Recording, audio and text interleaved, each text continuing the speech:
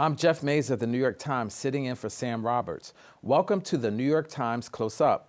This week, City Hall reporter Sally Goldenberg pulls back the curtain on how Mayor Zohran Mamdani is actually governing, from his very public progressive brand to his quieter power moves inside City Hall.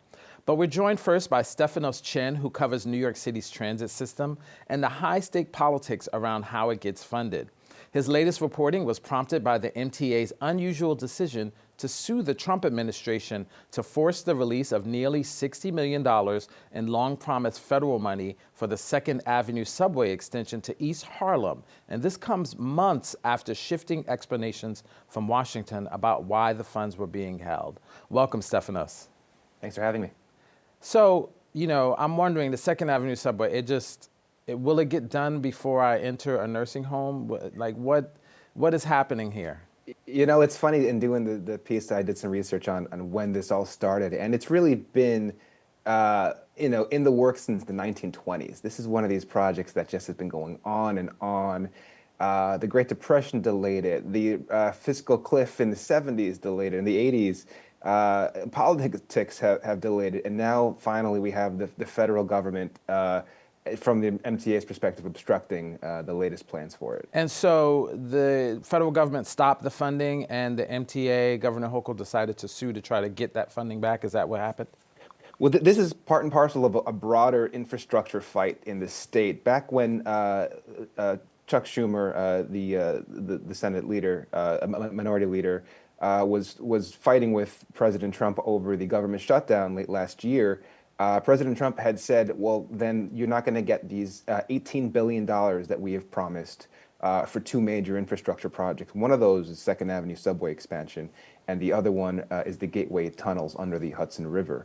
And so those two have been locked up in this political fight, and there have been several reasons given since by the federal government as to why that money has not yet been released. But it had been promised by the federal government, and now with this money missing, the MTA decided we have to sue to get this. Otherwise, we're going to miss a ton of deadlines, and it's going to have cascading effects. It's going to make this the cost of this just skyrocket. Why has the federal government said they are withholding this money, and are their reasons reasonable? Well, almost at the same time, you had President Trump making the comment that he knows how important this is to Chuck Schumer. And so he's withholding it because there was the government fight at the time late last year. But almost about the same time, you had the U.S. Department of Transportation sending letters to the MTA noting, we will not release this money to you until you address your essentially your DEI policies in which companies you contract with. It was, from the MTA's perspective, a last-minute request. They said that they are now in compliance with this latest request to take out sex and race-based requirements. But they are claiming in this lawsuit that despite doing that, they have not gotten that money. They've even said that they've been locked out of the website portal where they can request the money. So they're painting the MTA, as another game of politics, and that this money is being held up for unfair reasons. Speaking of politics, Governor Hochul has dealt with President Trump since he took office, sometimes criticizing, sometimes working with him. I'm wondering how important her relationship is with the president will be to getting this money. Well, I think it's the same as what we see with the mayor of New York. I mean, Mayor Mamdani has had a bunch of very interesting meetings with President Trump, and they seem to get along. Governor Hochul has had some interesting moments as well. She's been very openly aggressive and I think defensive for transit funding, whether it was congestion pricing over the last year or ensuring that the Hudson Tunnel and 2nd Avenue subway projects get the money they need. She's really been on the ball in terms of saying publicly that the federal government needs to release this. So it's been more adversarial as of late. So what is the current status of the 2nd Avenue subway? Where are they at in the construction? Have the timelines shifted? We're looking at initially for this next phase, which is going to add 3 stations up through East Harlem. It would be done in 2032 was the hope. Whether they can stick with that now is hard to say because this money is still lacking.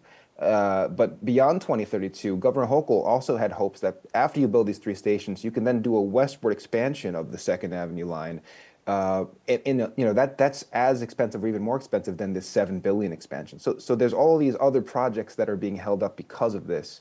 And as I mentioned earlier, like this subway line had started in stops and starts for decades. So some of these tunnels have already been built as of the 70s, and they're just sitting empty and waiting for the tunnel boring machines. I'm wondering how critical is this project for the economy, for East Harlem residents, and also just for MTA riders in general? Where does this project fall in scope of importance?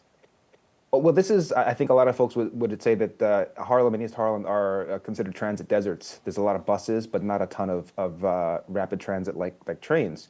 And it is an issue that has held back the area economically, many would argue. It's harder to get to and from there. And also the construction of this project, there's tens of thousands of even larger figures of union jobs at stake, construction jobs, economic development that could happen because of the construction and the real estate interest as well after this thing is built. So there are a whole lot of these second tier effects that are being held off as well because of the delays. I'm wondering about the state's decision to sue. Have they been successful in previous lawsuits? There's been other funding issues. And I'm wondering too, is there concern that, taking this tact will actually create more animosity with Washington? Well, I think they were encouraged because the state actually sued in a very similar case over the Gateway Hudson Tunnel funding, where there's even more money at stake. In that case, the federal government owes us, the state, 11 billion, and there's several hundred million now that they had to go and fight for in court. A federal judge said you have to release this money, which was more than 250 million, that the state planners have received for the Gateway project. So I think seeing that, the MTA decided let's take a similar tact with this. The unknown question, though, is even though the Gateway planners were successful in clawing back that money that was owed, they have no assurance from a judge that this will not happen again. There's nothing on the books that says that the federal government cannot mess with the next tranche of money that it owes. So this could be an ongoing problem. And quickly, New York is not the only locale dealing with the federal government canceling transportation funding. Have they expressed any sort of philosophy behind which projects they deem worthy of funding? I think that's a broader question for how the U.S. Department of Transportation it looks at its portfolio. I think critics would say that there has been a disproportionate level of scrutiny on some of the Democratic larger states. We've seen this in California with some of their rapid transit. We've seen this in New York now. There also seems to be an emphasis on highways and road projects, maybe in the place of train and commuter rail.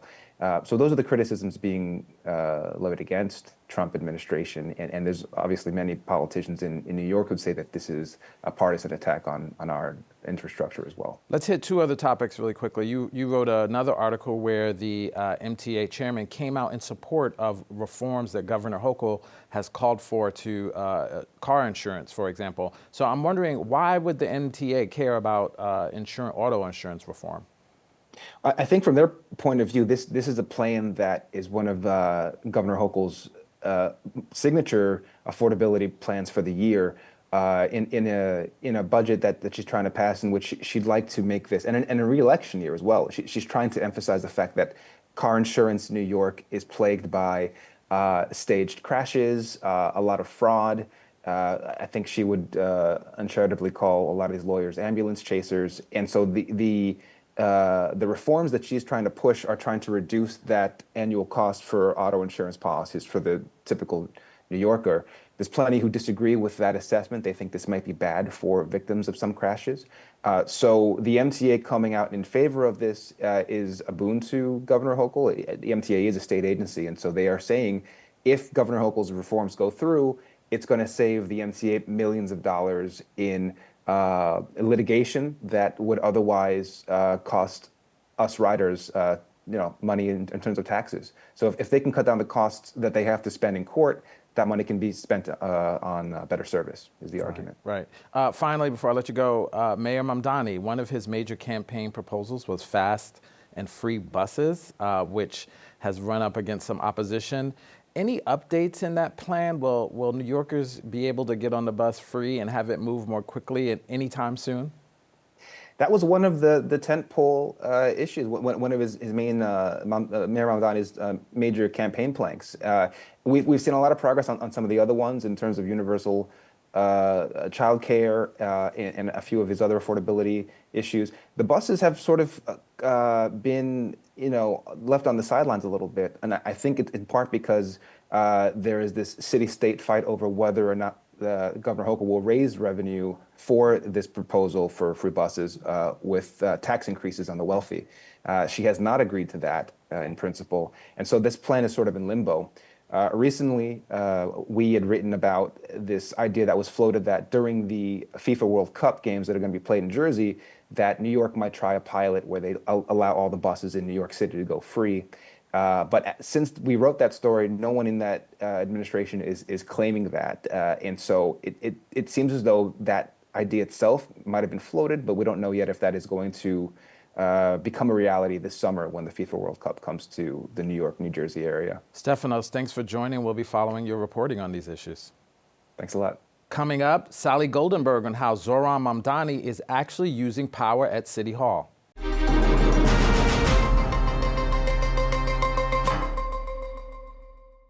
New York Times Metro reporter Sally Goldenberg covers New York City politics and the new Mamdani administration after years of being one of the most well-sourced reporters in City Hall. At a moment when New Yorkers are still figuring out what kind of mayor Zohran Mamdani will be, Sally's here to explain why his style matters far beyond any single headline or controversy. Welcome, Sally. Hi, thanks for having me. So you did a great article with our colleague Nick Fandos, just talking about the public and sort of private nature of Mamdani and his politics. On the surface, he's very affable and smiles and laughs a lot. But you guys found in your reporting that that is not always how he behaves behind the scenes, right? Yeah, I mean, I think like any politician, especially at the level of New York City mayor, he does have some sharp elbows. He is like, his public persona is very gregarious, as you said, and that's part of why he won the primary. He was this young, fresh face running against, a much older, kind of like more stern person in Andrew Cuomo. So like, I think the smile really like communicated much more than just a smile to voters. It was hope, it was youth, it was excitement, relative youth, I should say. And, he still has that, but like, he's a politician, and behind the scenes, he's really trying to grow his influence, particularly in the congressional primaries that are taking place in New York this year. And so in doing that and picking his candidates, he is elbowing out of the way some of his allies. In one particular case, retiring Councilwoman Nydia Velázquez, who was early to endorse him, who is like pretty beloved in the Brooklyn part of her Brooklyn and Queens district. And Mamdani was like, yeah, I'm picking someone else. And like, she wanted her person. And now they're kind of at war over this. And it's a different side of him. It's a much more like, what you see in like, it's the other side of politics that, kind of a little bit like more cutthroat. You mentioned the conflict with Nydia Velázquez, the sort of respected congresswoman. I'm wondering, are there other examples of how Mayor Mamdani is behind the scenes sort of flexing his political capital? Yeah, I mean, he definitely helped to some degree to get the Working Families Party to back Governor Kathy Hochul in her reelection campaign in the primary. Obviously, they would back her in the general. But she had a primary challenger to her left, Antonio Delgado, her lieutenant governor. Mamdani, I think, assessed pretty quickly that it's very important for a mayor to have a good relationship with the governor, irrespective of differing ideologies, because she controls so much money and legislation. And so he actually, he was making calls, as were his political lieutenants behind the scenes, to make sure that the Working Families Party, with whom he has a relationship, would back Hochul. And that basically was one of the main factors that pushed Delgado out of this primary. Hochul is now running uncontested in the primary. So that's like, I think, another example of him flexing his muscle. So just looking big picture, to be mayor of New York City, right? Doesn't that require a certain level of political ruthlessness to just get into that position in general? So are we that surprised that behind the scenes, that he plays rough and tough behind the scenes? Well, it's different than what, I think everything with him is new because he's been he was an assemblyman for a few years. He's not, usually the mayors are people, who have been like established in politics for a very long time, like Eric Adams, Bill de Blasio, David Dinkins. Bloomberg was obviously an outlier as a businessman. But we just didn't really know that much about Mamdani because he was newer to the political scene than most other mayors. And so, like, is it shocking that in order to get to that place, you play a little rough? No. But I think everything is illuminating because it is different than like the public persona, and his base wants like a totally new kind of politics. And some of this, not all of it, but some of it is reminiscent of just kind of the way it's done. Right. And you've covered City Hall and city politics for a while now. I'm wondering, is he different than Eric Adams? Like, what is the vibe right now, like, covering City Hall? How is this different from the Adams administration or even from the de Blasio administration? I mean, everything is different from Eric Adams. That was a very unique, singular administration. Adams was a Democrat with Republican leanings. He was a very, very dynamic figure, and he was surrounded by corruption. So all of those things made him quite unique to cover. Mamdani is a lot more reminiscent of Bill de Blasio in both his values and his goals governmentally. And I think in how he speaks, he has more charisma than Bill de Blasio publicly, but they both sort of speak in with ideals, with liberal or progressive or whatever, word you want to use, ideals. Adams was pretty raw and argumentative, and Mamdani's a lot more polished than that.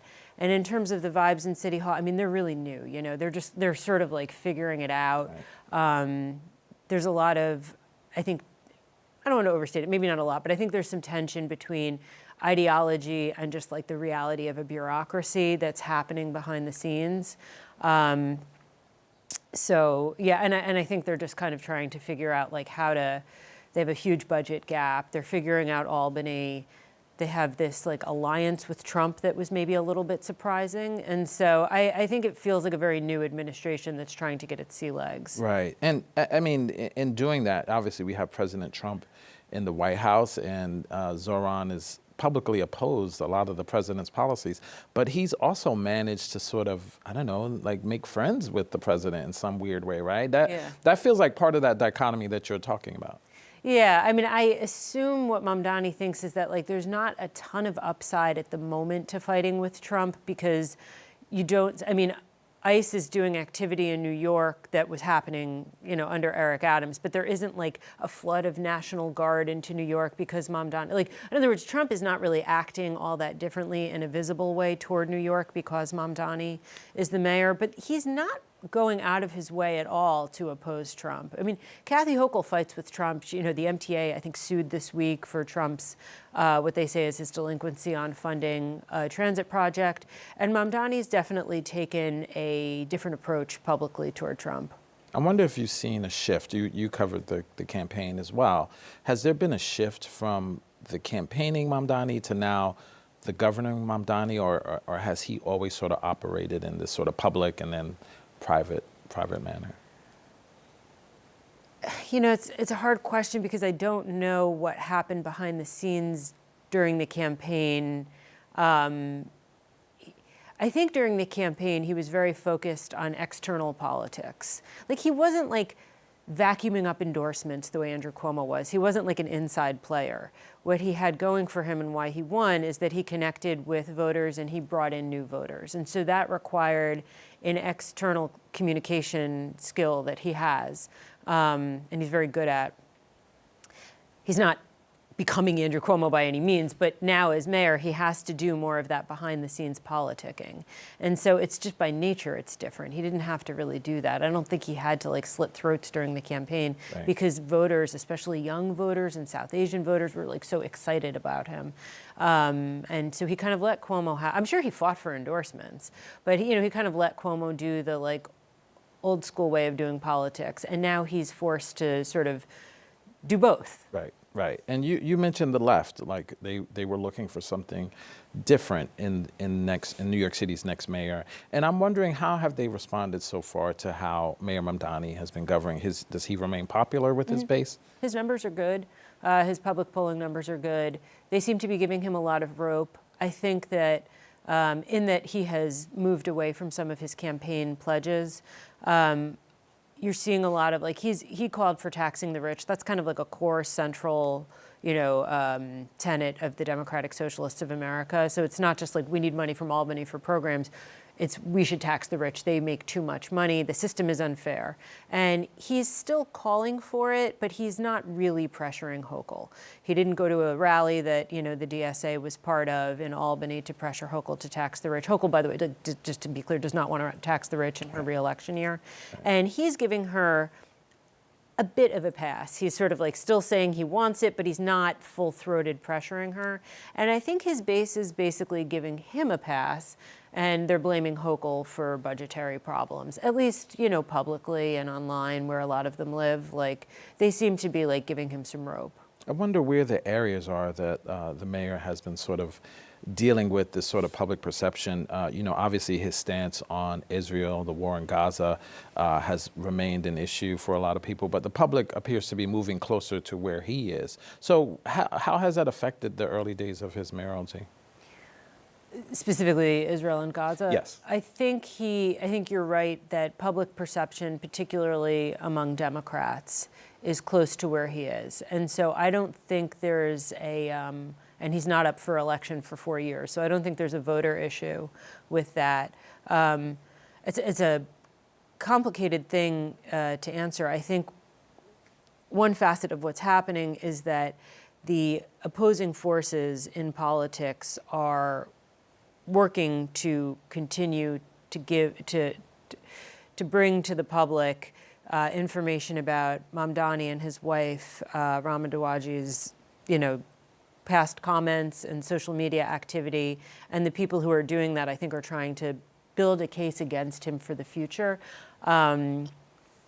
Yeah. So, I mean, what have been some of the earlier challenges aside from that particular issue, like housing, transportation? What have been his early challenges in the early months? The budget deficit, I think, is a major one. He came in saying he had a $12 billion budget deficit. That number was quickly proven to be inaccurate, but then it was like $7 billion.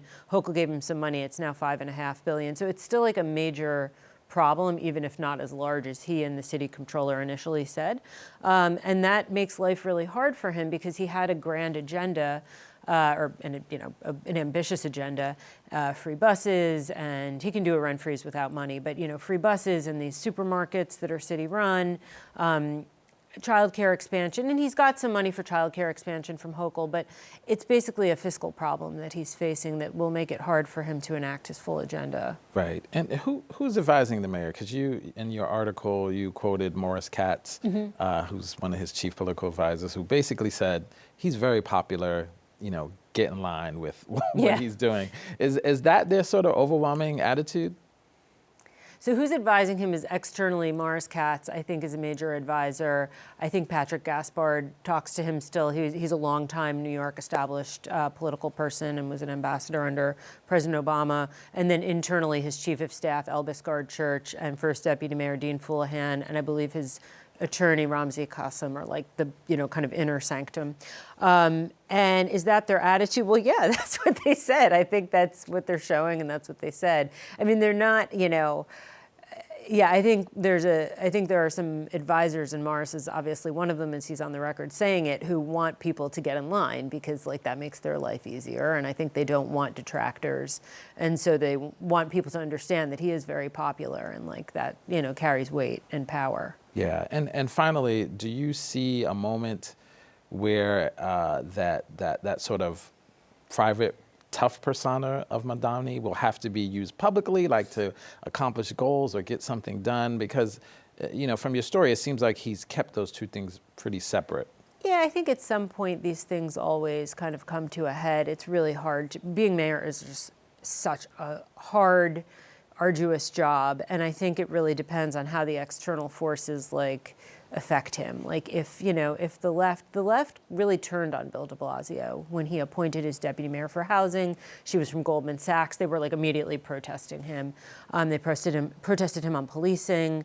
for not being tough enough on the police department. So I think if Mamdani's base or just people, writ large on the left start coming after him, I think you'll see, probably a different tone. Yeah, and recently there was this protest outside of Gracie where incendiary device was thrown, and there was some right-wing protesters out there. I wonder, how has that changed him at all, or has that affected how he's governing at the moment? I'm not sure how much it changed him. I mean, I think he speaks very, forcefully against people who are protesting him, particularly if it involves Islamophobia. And so he continues to do that. I don't know that protest has changed him. Right. Do you expect to see more of that throughout his tenure? Because that seemed like that was pretty unprecedented, right? I'm not sure we've ever had, like a sort of violent protest outside of Gracie Mansion. Yes, before. it is pretty unprecedented. I mean, we live in like really divisive, partisan, kind of ugly times. And so it's entirely possible that, he does face a lot of public discrimination. I guess it would not surprise me, sadly, if that continues. Yeah. So quickly, Mayor Mamdani has made a lot of campaign promises about early childhood care, which he's had some success on. But one of the promises he also made was reforming the city's sort of 911 response system. I had the pleasure of working on an article with you about this. I'm wondering, that rollout has happened. What is the status of that? Are people happy with the changes he's suggesting to the 911 system? I mean, people that I talked to after our article ran last night I would say not happy about it. I mean, I think that there are some people, I know we quoted City Councilwoman Tiffany Caban, this is a major issue for her, and she seemed to be saying, like, this is a good start. This is like the right direction to go in. I'm sure we'll hear some of that today when he announces his plan at City Hall this afternoon. But privately, no, I heard kind of on both sides the reform-minded folks saying, like, this isn't enough. It's like one staffer overseeing existing city programs. It's sort of like a promise for something in the future, but just kind of like showing that there's some momentum toward it, however muted. And so I think for people who are really steeped in this, they want to see more. And then on the other side, there are people who feel that like limiting the role of police has some negative, has the possibility of danger, even though a lot of police officers do not want to respond to these calls. But we heard some of that, we included some of that in the story, folks saying like, this can get dicey if police are not, properly involved. Right. So it's a very divisive issue. And I think, I don't think anyone's like jumping up and down. I'm sure he'll have supporters at his press conference, but I definitely heard from people on both sides who are not happy. Quickly, in the last 30 seconds, the person he hired to run this is a black woman. He has received some criticism for not previously having black deputy mayors. Does this appointment solve a political problem for the mayor? I suppose at the start it does, but I think he has a larger, which we don't have time to get into, kind of problem with like, you saw it with the property tax threat rollout that like, he does, I think initially it does. I don't have enough time to answer that, sorry. Okay, great. Thanks, Sally, for joining us. It's good to be working with you as opposed to competing with you. That's it for this edition of Close Up. If you'd like to support more conversations like this, please consider donating at the link on your screen. For the New York Times and CUNY TV, I'm Jeff Mays, sitting in for Sam Roberts. Thank you for watching.